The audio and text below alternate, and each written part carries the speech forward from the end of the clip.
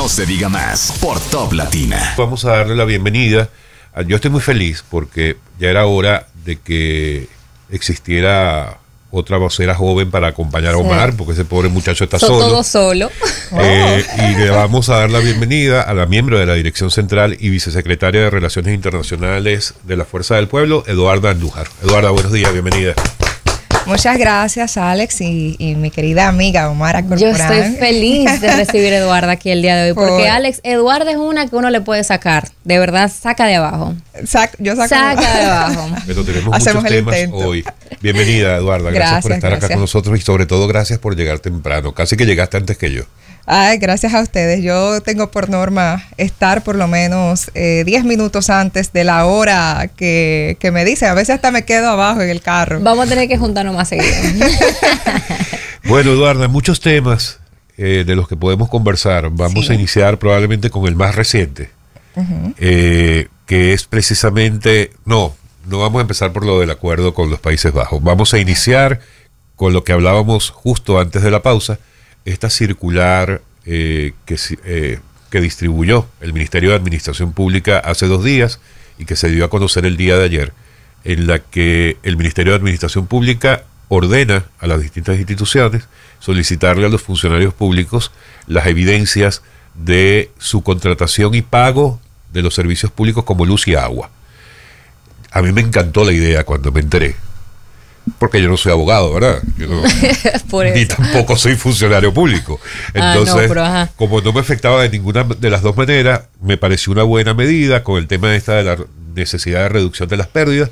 Pero bueno, se ha armado todo un lío y pareciera, según dicen los entendidos, que esto va en contra de todo lo que establece la normativa jurídica. Bueno, ¿cómo lo ves tú? Ayer precisamente hice unos posts en X a propósito, porque me extraña que un abogado de la trayectoria de Simon pues pueda dar aquiescencia a una circular, y decía yo que es una muestra del más rancio autoritarismo, porque violenta artículos de nuestra Constitución y de nuestras leyes, sobre todo el derecho a la intimidad. Siempre cuando hay un contrato entre partes, es un contrato entre partes, o sea, porque yo trabajo en el Estado, en una empresa privada, no tengo por qué entregar algo que pertenece a mi intimidad a ninguna empresa donde yo trabaje. Entonces, claramente es violatorio del artículo 44 de la Constitución de la República, el que establece que toda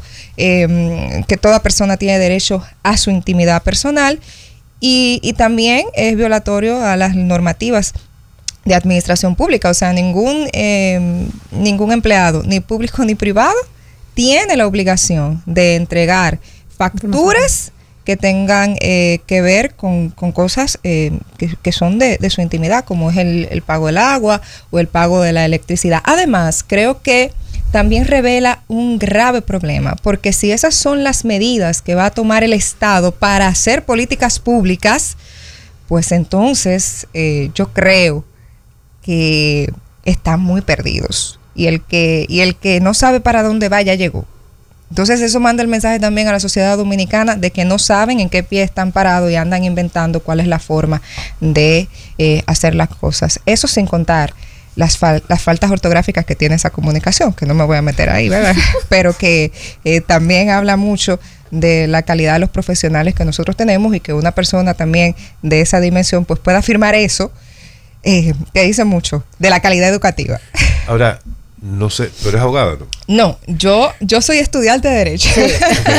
Okay. Y el partido ya ha revisado la circular, o sea, ya ha tenido tiempo de revisarla para traernos los argumentos jurídicos concretos. Yo supongo que en el día de hoy la Secretaría de Administración Pública, porque ayer precisamente el titular de esa secretaría estaba haciendo pues algunos aportes en un grupo general que nosotros tenemos, pero entiendo que el día de hoy o en el transcurso de la mañana tarde van a estar emitiendo pues una declaración y postura oficial del partido, pero creo que va en esa misma dirección, porque es la realidad, es violatorio del artículo 44 de la Constitución de la República, y lo que está a la vista no necesita espejuelos, dicen en mi campo. Eduarda, yo mencionaba hace un ratito, y quizás este tema ya no está en la palestra pública, pero vuelve a resurgir con esta supuesta violación del artículo 44 de la Constitución.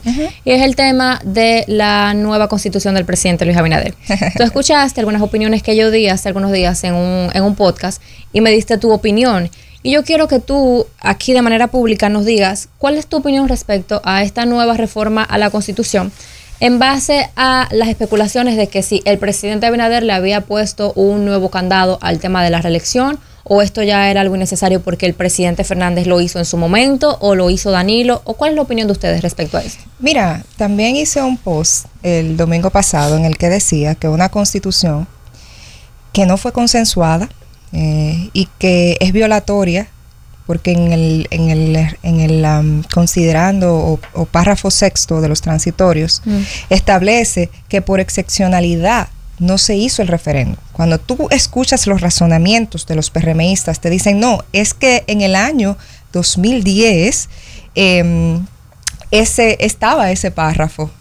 Y yo digo, bueno, tiene que estar, porque la Constitución vigente en el año 2010 tenía alrededor de 122 artículos. La Constitución vigente en el día de hoy tiene alrededor de 277 artículos, es decir, se agregaron 155 y con los que se reformaron o modificaron fueron 245 artículos en total. Es decir, en el 2010 se hizo un proceso de reforma que inició el día 8 de agosto del año 2006 y concluyó el día 26 de enero del año 2010. Y no podía existir la figura del referéndum porque se crea en ese proceso. Por ende, por excepcionalidad, la Constitución del año 2010, pues no podía irse a un referéndum, pero sí se fue a consultas populares. Se hicieron más de 150 vistas públicas, se crearon programas de radio, se crearon programas de televisión específicos, casi cuatro años, específicos para abordar los temas constitucionales, para abordar esa nueva constitución. En esa constitución se reconocieron los derechos económicos, sociales, ambientales que no estaban establecidos en la constitución vigente hasta ese momento. Fue reconocida como una de las constituciones más completas de América Latina. De Iberoamérica, porque incluyó a Portugal y a España. Entonces, eso por ahí, por un lado. Segundo, yo decía, prohibir lo que ya está prohibido e independizar lo que ya es independiente. Yo te mandaba precisamente una intervención del consultor jurídico del Poder Ejecutivo en el que él decía, no, es que el Ministerio Público es independiente desde el año 2010 cuando ya los fiscales no eran nombrados por decreto sino que tenían que ir a la escuela, ¿verdad? Y yo decía, bueno, tanto nadar para morir en la orilla porque al final nos están dando la razón. Que el Procurador General de la República no lo va a nombrar el presidente, lo va a nombrar el Consejo Nacional de la Magistratura. ¿Quién controla el Consejo Nacional de la Magistratura? El presidente de la República. Entonces, también me decían, que el presidente pudo modificar el artículo específico en atención a la reelección presidencial. Y yo te decía, bueno, pero Trujillo fue un dictador 30 años y solo gobernó 18 de los 30 de manera oficial, porque lo que se crea son estamentos que te permitan incidir en las políticas del Estado, aunque tú no seas el presidente de la República. O sea, que no es necesario. Entonces, yo decía, al final, lo lesivo de esta Constitución lo vamos a ver en la posteridad. El presidente de la República va a salir en el 2028, pero su procurador se queda. El presidente de la República va a seguir dirigiendo la política criminal de la República una vez haya salido de la presidencia de la República. Pero por muy poco tiempo. Bueno, pero... O sea, porque ¿cuánto le quedaría? 2 años. 2 años. Exacto, 2 años. O sea, 2 años, pero no es por el tiempo, es porque se crean vicios.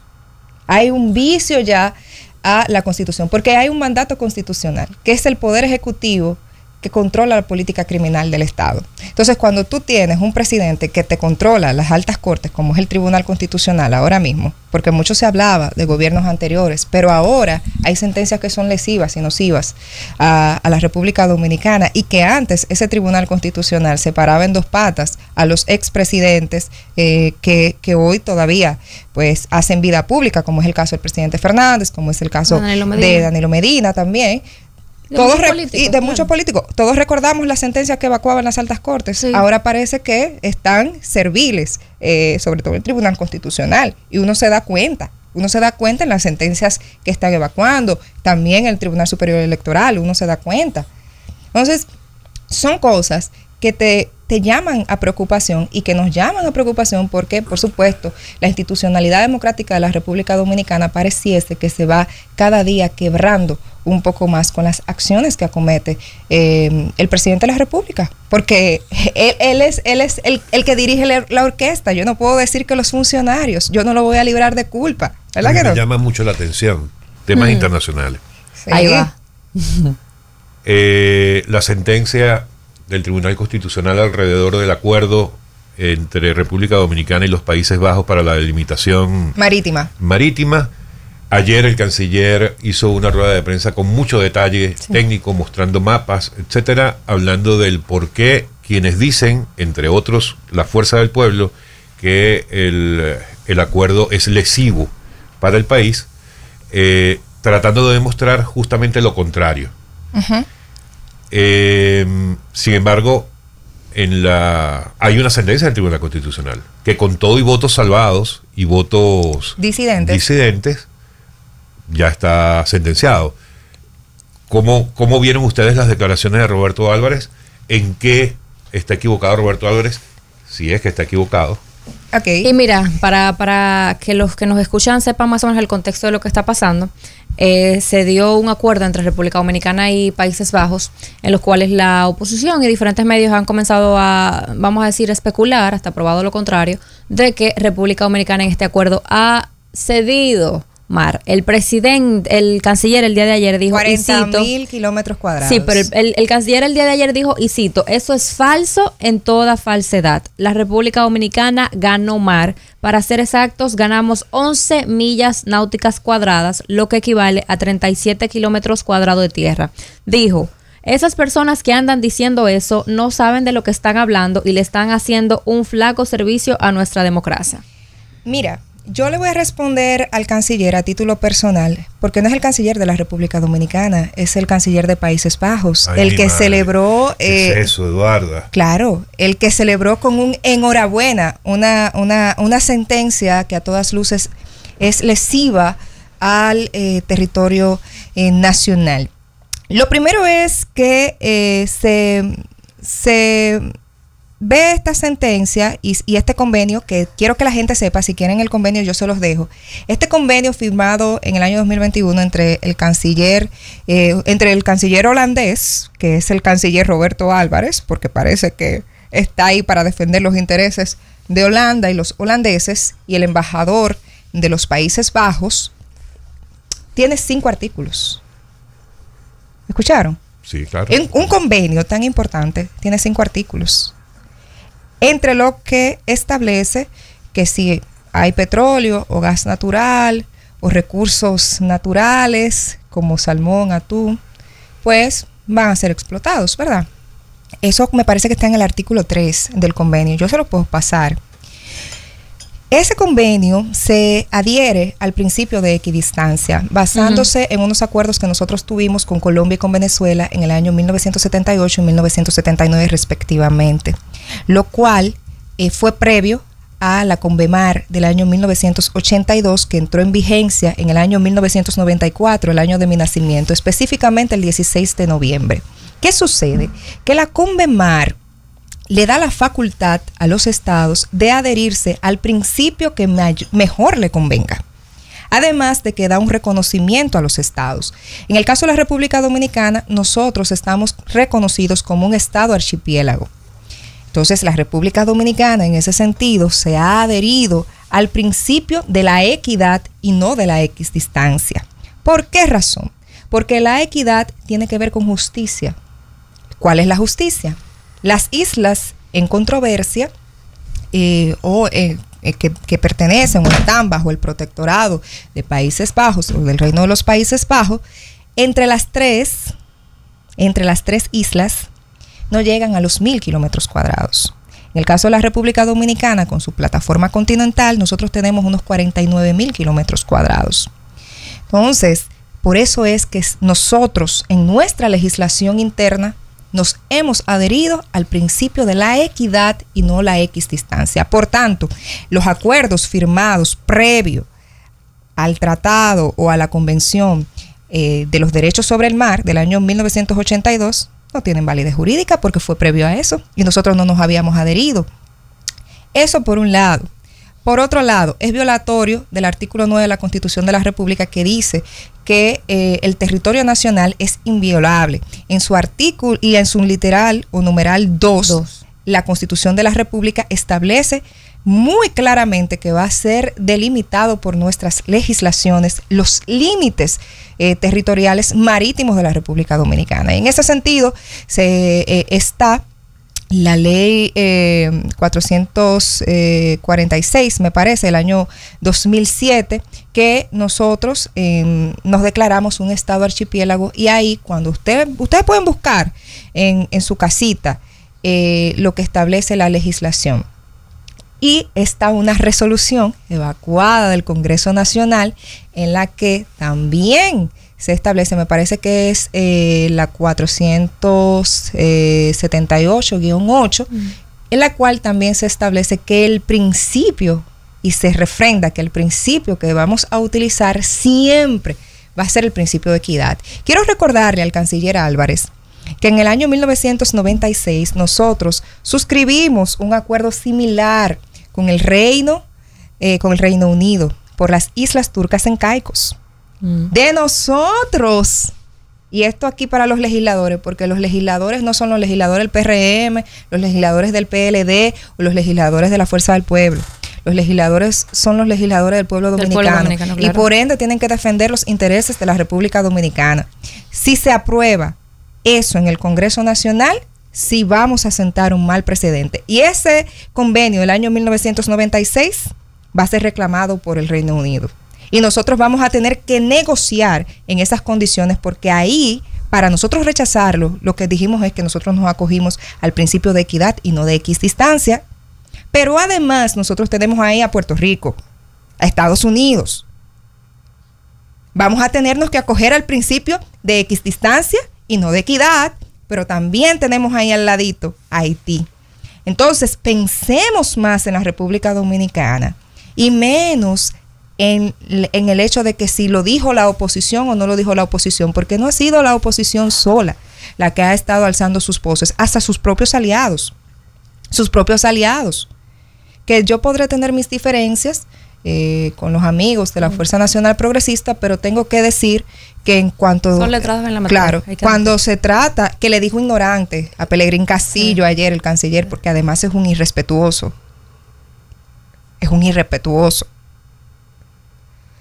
Y dijo que tenían que darle clases de relaciones internacionales. Parece que hay que darle clases de relaciones internacionales al canciller, que tienen los legisladores que emitir una comunicación al embajador de España, del Reino de España, porque el canciller no ha aplicado un principio básico que se lo enseñan a uno en derecho diplomático y consular, que es la reciprocidad diplomática. Parece que hay que darle clases es al canciller. Hay que admitir que Pelegrín Castillo es cuando se trata de defender la soberanía nacional, saca debajo. Y el ministro de la Defensa no. Mira. Las Fuerzas Armadas no. Mira. Porque las Fuerzas Armadas tuvieron un papel importante o fundamental en esa comisión. Un departamento de las Fuerzas Armadas, el Instituto Cartográfico, ANAMAR, un departamento de límites marítimos de la Cancillería y el Instituto Geográfico de la República Dominicana. Según pude leer, igual yo leí los votos salvados y los votos disidentes y los votos a favor que en total fueron 7 votos a favor, 2 disidencias y 4 salvados. 4 salvados. No, 2 salvados, perdón, y 4 disidencias. Y en los votos salvados, uno de ellos, el de Amaury, me pareció interesante porque él establece, pero el Congreso Nacional, dice así, pero el Congreso Nacional puede revocar ese convenio. Ese voto, claro. Entonces, yo le digo a los legisladores que ayer veía a un diputado hablar al respecto y decir lo mismo. No, pero es que nosotros hicimos un convenio con Colombia y con Venezuela. Y vi al canciller repetir lo mismo. Que nosotros hicimos un convenio con Venezuela y con Colombia. Fue antes de Convemar. Y el precedente negativo lo estaríamos creando de nosotros en el Congreso Nacional refrendar eso. Por eso a los legisladores y al pueblo dominicano que estén atentos, porque para que tengan una idea, ese mapita que ustedes ven de República Dominicana, vuélvenlo a colocar en el mar. Y eso mismo es lo que le estamos entregando a Países Bajos, que además lo que se presume es que ahí hay petróleo, ahí hay gas natural y hay abundantes peces como salmón, atún. Nosotros no tenemos una flota pesquera. Nosotros no tenemos tampoco empresas o instituciones que se dediquen a la exploración, mucho menos a la explotación de esos recursos naturales. Esa es la verdad. ¿Ustedes creen que estarían tan interesados si no hubiese algo importante ahí? Entonces, el pueblo dominicano tiene que despertar y tiene que ponerse los guantes de pelea, así como se puso los guantes de pelea con la reforma fiscal, porque de algo sí yo estoy segura, es que este pueblo es bravo y para defender su soberanía y para defender lo que entiende que es un derecho, siempre va a estar. Así que al pueblo dominicano, y es un llamado que de verdad hacemos, porque fuera de las banderías políticas, y quien me conoce sabe, yo siento un profundo amor por la República Dominicana y siento la necesidad siempre de defender lo que somos, lo que tenemos y lo que podemos tener.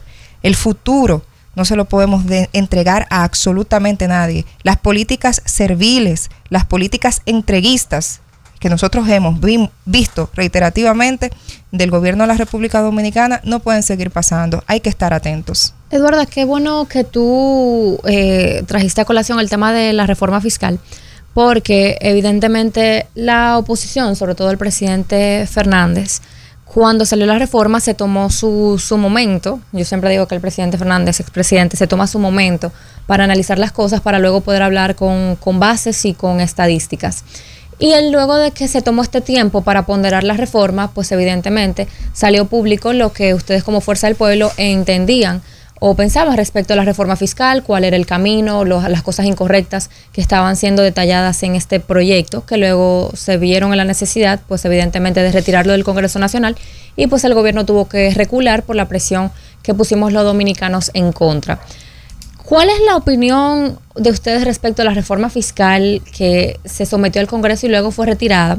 Y a los últimos pronunciamientos que han hecho algunos dirigentes del PRM y ministros respecto a cómo ellos están ahora evaluando una nueva recaudación de fondos, al endeudamiento que tiene el Estado, a la necesidad que hay de conseguir recursos para poder seguir financiando los servicios básicos de la República Dominicana? Mira, antes de contestarte, estaba buscando mis apuntes para poder rectificar algo. Es la ley 6607, ahí la pueden ver, es la ley nuestra que nos declara como Estado archipiélago. Ahí ustedes pueden leer, ahí está especificado todo, y incluso cuando entran a Google, ahí detalladamente le dice, mira, conoce sobre esto y esto. Y la resolución es la 4678 del 2008. Así que ahí pueden tener la información que esto fue vejado, no se tomó en consideración por el Tribunal Constitucional. Lo único que se tomó en consideración fue el artículo 9 de la Constitución de la República y el numeral 2. La legislación interna de nuestro país no fue considerada. Pero con relación a la reforma fiscal, y rápidamente te doy un briefing, este gobierno ha manejado más que los 12 años de Balaguer y los 12 años de Leonel juntos. Y parte del gobierno de Danilo ha manejado más de 4 trillones de pesos dominicanos en 4 años. ¿Dónde está ese dinero? Ah, verdad, se incrementó la nómina pública. Ah, verdad, se incrementaron los gastos en publicidad. No estoy en contra de la publicidad, siempre lo digo. Lo que estoy en contra es en el que se vendan las conciencias a cambio de las dádivas publicitarias, porque se supone que la libertad de pensamiento debe estar en todos los espacios y las voces disidentes también deben permanecer en los espacios. Este gobierno ha tenido una política de endeudamiento y gasto público. Más de 45,000 millones de dólares han tomado prestados. ¿Dónde están las grandes obras de infraestructura? ¿Dónde está ese legado que Luis Abinader va a dejar al pueblo dominicano? ¿Dónde está la inversión? Pero no solamente esto, el 86% del presupuesto de esta gestión gubernamental se va en gasto corriente. Gasto corriente. Es un gasto que no tiene retorno. Es un gasto que simplemente se gastó. Bueno, Eduarda, el presidente Abinader ha en diversas ocasiones estipulado que la deuda viene, sí, aunque ha aumentado, viene heredada de gobiernos y gestiones anteriores. Eso es falso, porque solamente este gobierno, y ahí está, mira, el CRES hace unas plantillas espectaculares y le doy entidades que no pertenecen a ningún partido político. En estos 4 años la deuda pública ha aumentado en 27,000 millones de dólares, la deuda pública consolidada.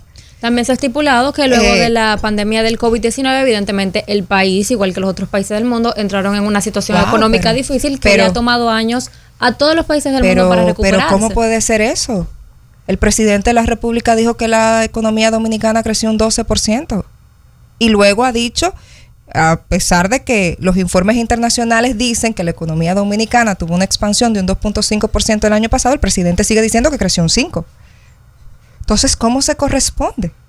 ¿Cómo se corresponde que el presidente de la República me diga que la economía va bien? Recientemente en la semanal dijo que la Navidad va a ser buena, que va a haber dinero, pero las políticas monetarias del Banco Central son restrictivas. Entonces, ¿a quién le creo? ¿El discurso político populista o la realidad de los datos? En su momento nosotros le dijimos, presidente, los datos matan el relato. El 12% es un rebote estadístico. Por supuesto, la economía creció un poquito el año pasado en diciembre porque el gobierno inyectó dinero, pero no era que había una recuperación de la economía. Se lo dijimos. Ah, pero eso es la oposición, inventando fantasmas. No, esa es la realidad. Los datos siempre matan el relato. Yo creo que el presidente está acorralado en su propia trampa, porque ha dicho cosas que no se corresponden con la realidad. Y a la hora de contrastar el dato con el relato, como siempre digo y lo repito, el dato mata al relato.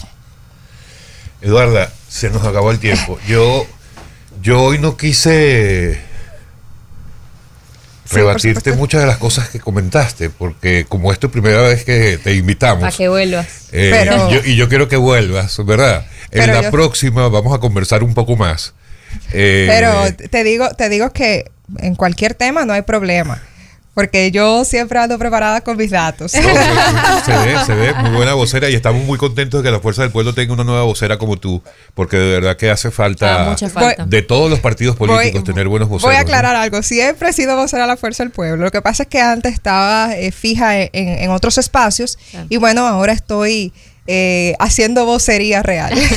Pero mira, me voy a permitir, así como tú invitabas a nuestros oyentes a leer los artículos de la ley que mencionabas para rebatir la posición del canciller Roberto Álvarez ayer, yo también quiero invitar a que se lea la sentencia del Tribunal Constitucional. Yo creo que todos debemos estar en un tema como ese, claro, no depender exclusivamente de la opinión de un político, de un partido político, o de un Pelegrín Castillo, por mucho respeto que se le pueda tener, porque efectivamente es una persona que siempre ha defendido los derechos de la soberanía nacional. Permíteme, Alex, un momentito, porque yo mencioné a Pelegrín porque es una de las personas más reconocidas, pero ahí tú tienes muchísimos actores que han hablado y que no pertenecen a algún partido político, son de la sociedad civil. Si tú buscas en redes sociales, tú tienes personas de reputada trayectoria hasta geólogos que ya son pensionados, que ya tienen un tiempo fuera de la actividad propia, de sus actividades propias como profesionales, diciendo es nocivo. Son personas que tal vez no tienen la trascendencia o la relevancia, pero que forman parte de la sociedad civil y han estado hablando y diciendo que es lesivo a la soberanía nacional. Pero cuando invité a la población a que leyera, yo siempre digo, lea la fuente primaria, la sentencia, lea los votos, como fue mi caso. Yo leí los 7 votos, los 2 salvados y los 4 disidentes. Para mí no tienen desperdicio los votos disidentes porque plantean razonamientos lógicos, jurídicos, y las cosas que he planteado aquí las estudié a partir de ella. Pero lo mismo que se puede decir de quienes votaron a favor del acuerdo. Bueno, ahí hay problemas. Es bueno lo que es bueno para el pavo es bueno para la pava. ¿O no? Y es el Tribunal Constitucional. Bueno. Y es una sentencia favorable, con todo y votos salvados y disidentes. Por eso invito a que la gente lo lea y que cada quien haga su análisis y fije su opinión en base a los datos, como tú dices, ¿no? El dato mata relato. Así es.